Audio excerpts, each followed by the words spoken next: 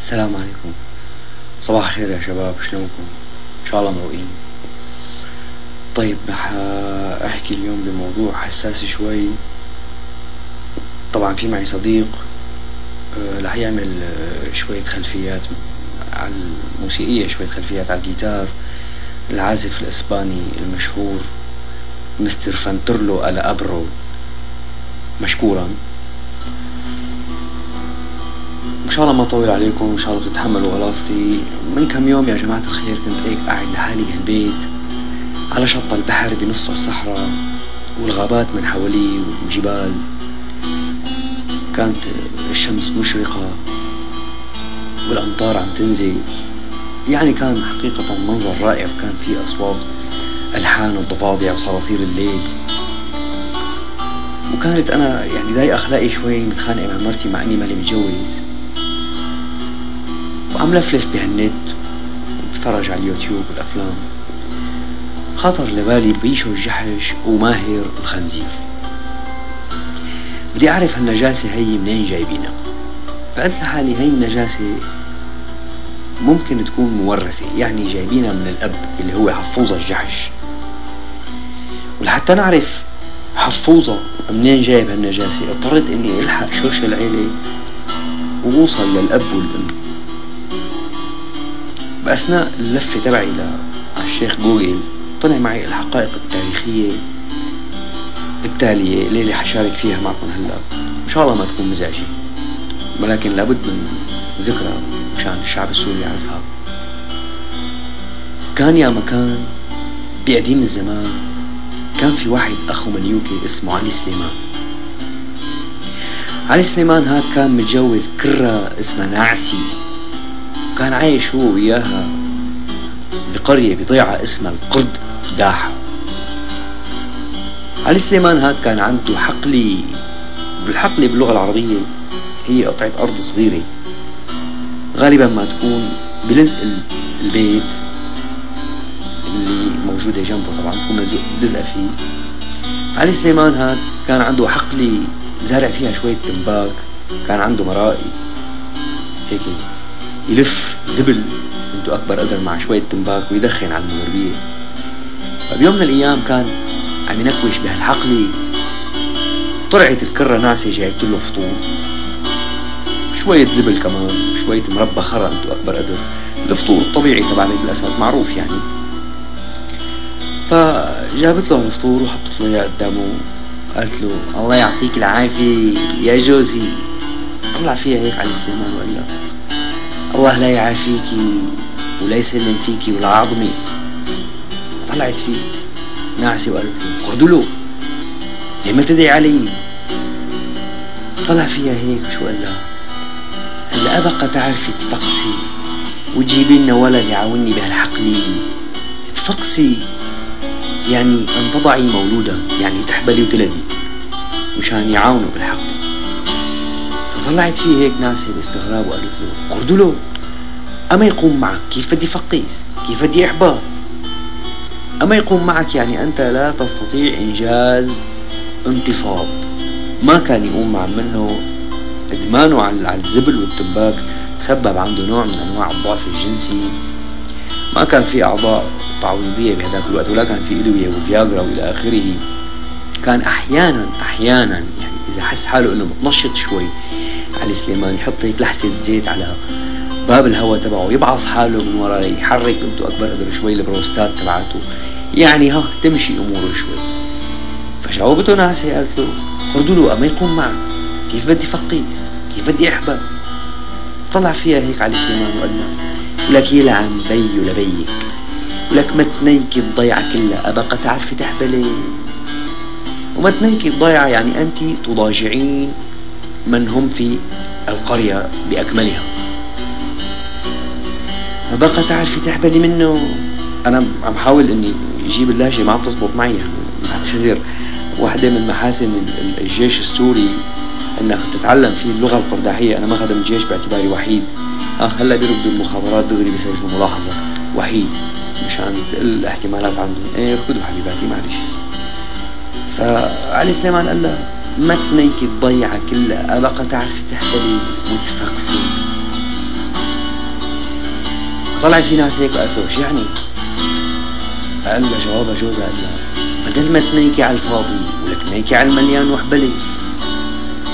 طلعت هيك في ناس قالت له هيك قولك يا جوزي؟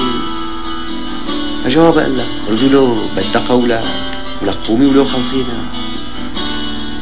قالت له ناسي تكرم عينك يا جوزي، والله لجيب لك ولد اخو 60 منيوكي ويخلي الناس كلها تسبه وكلها تحكي فيه، تكرم عينك.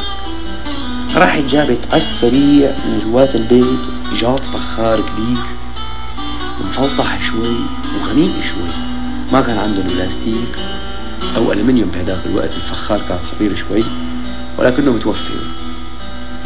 وراحت على الضيعة وأول شغلة عملتها جمعت 40 ابن حرام، وقفتهم هيك بالدور وبلشت بده أكبر قدر تنيك فيهم واحد تلو الآخر،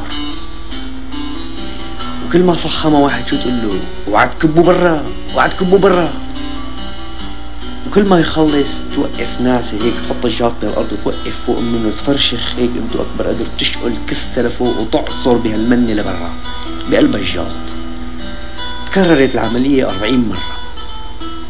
خلصوا هال40 ابن حرام، صرفتهم وراحت جابت 40 حشاش، وتتكرر العمليه للمرة الثانية مع هال40 حشاش وتوقف فوق الجاط وتعصر بقلبه. انتو اكبر قدر. ما اكتفت بهالعملية، خلصت من 40 حشاش وراحت جابت 40 ابن آدو. ابن آدو هي بتحسنوا تفسروها انتو التفسير اللي بدكم اياه، ما كانت واضحة على جوجل يعني، ما عرفت انا افهمها كتير، يعني تحتمل اكثر من تفسير. ال40 ابن آدو هدول، وبلشت تتنيك فيهم واحد تلو الآخر لحتى خلص وما في إلا توقف فوق الجاط وتعصر بهالمنة. يفضح أرض الجاط شو جمع وشو لم. المجموع العام للعالم اللي صخموها بهداك النهار 120 دكر. اتخردق المخلوقة، تبخشت تبخيش مثل التنكة تبع السمنة يلي بيبخشوها هيك من الجناب، بيحطوا فيها زريعة بيبخشوها مشان تتنفس وتشرشر المي الزايدة. عدا عن ذلك ناعسة ما بدها تشرشر لبرا، كانت الشرشرة تبعها بقلب الجاط، هذا الجاط السحري. ما اكتفت ناعسة، قالت هي الخلطة لسه بدها شوية بهارات. راحت جابت 40 كلب انتو اكبر قدر، وتنيك فيهم واحد تلو الاخر وتسحب بهالمنة وتحط بها الجاط. انا معليش عم حاول اني لفظ يعني هزل في الالفاظ تبعاتي شوي، بس ما عم بحسن يعني مشان لانه هي حقائق تاريخيه لابد من ذكرها. وبعد ال40 كلب جابت 40 خنزير وصخمتهم واحد واحد وكتت بهالجاط، ومشان تخدمها صح راحت جابت كمان 40 قرد، يعني قرد لانه القرداحه قرد، عرفتوا شلون؟ في ترابط هون، ترابط تاريخي وترابط جغرافي واضح. وجابت اخر شيء 40 قرد ونياكتهم واحد تلو الاخر وجمعت هالمنة بقلب الجاط السحري انا بسميه. وقالت هلا بلش الشغل. حطت ايدها بقلب الجاط وبلشت تحرك هيك بدها تخلط، تحرك وليا مرة اوام رح يندلق الجاط اوام. سحبت ايدها هيك المنة عم تشرشر من ايدها، طشت هديك الطشة العجيبة بكسة لقط نطفة وحدة. كانت النتيجة تبع هاي النطفة حافظ الجحش. هلا بتقولوا انتو شو هالكلام الغريب اللي عم تحكيه انت؟ طيب رح نعطيكم ادلة واثباتات. هالخلط هاد تبع المواد الغريبة اللي جمعتها ناعسي بهالجاط السحري، هالدي ان اي اللي فات ببعضه مع العناصر الوراثية اللي اتخربطت كلها بقلب بعضها، ولدت حفوظه. شلون؟ خلونا نطلع على حافظ الاسد. انا بحياتي ما شفت جحش راسه اكبر من كتافه. يفضح عرضك يا حافظ على الراس اللي ناتعه، يلعن روحك على الراس اللي ناتعه. انا ما بعرف ناس شلون حسنت تطالعوا، يعني انا محرج، ما عم بحسن احكي براحتي. انا خبصت بعرف بس ما عم بعرف احكي، يعني شلون طلع معها ما بعرف، شلون نفد راسه ما بعرف. يفضح عرضك على الراس اللي ناتعه. هذا اول واحد. منطلع على اولاد حافظ، بنلاقي انه كلهم عاهات. يفضح عرضك يا حافظ، ما عندك ولا ولد صاغ. بنمسكهم واحد واحد. اول واحد سليمان، كانوا يقولوا له لحافظ الجحش ابو سليمان، ابو خراء ابو سليمان. سليمان هاد فطس مات، بيقولوا عنه معه بلاها منقوليه. قلبوه طبعا لحافظ حفوظه، قلبوه دغري 24 ساعه طلعوا له كم غنيه على شويه شعارات على مسيرتين ثلاثه من المأجورين هدول. صار اسمه أباسل، قلبوه عم يجهز كان باسل مشان يستلم بداله باسل. فطس بحادث سياره الله لا يرده، ما علينا فيها هلا بنجي لعنده. سليمان هاد بيقولوا عنه عنده بلاها منقوليه، اجدب مهستر، ما بنعرف شو قصته. فطس مات، ما حدا بيعرف عنه شيء، تعتيم اعلامي كامل عنه. باسل بعده، باسل كان مهستر نظامي خالص، ضايع الطاسة عنده تماما تماما.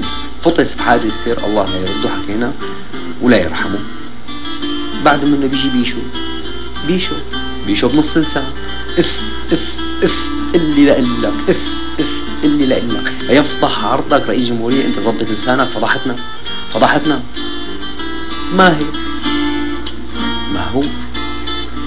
ماهر شهوته قلبي لورا، ومعتوه نظامي، ما حدا شافه عم يحكي كلمتين على بعض، وشهوته قلبي لورا. يفضح عرضك على المرأة. شو صار له؟ مجد فطس، ما بعرف شو صار له. قالوا مات بألمانيا، اجا حشيش، اجا مات مخدرات، اجا ايدز، ما بنعرف. هدول اولاده لحافظ كلهم عاهات.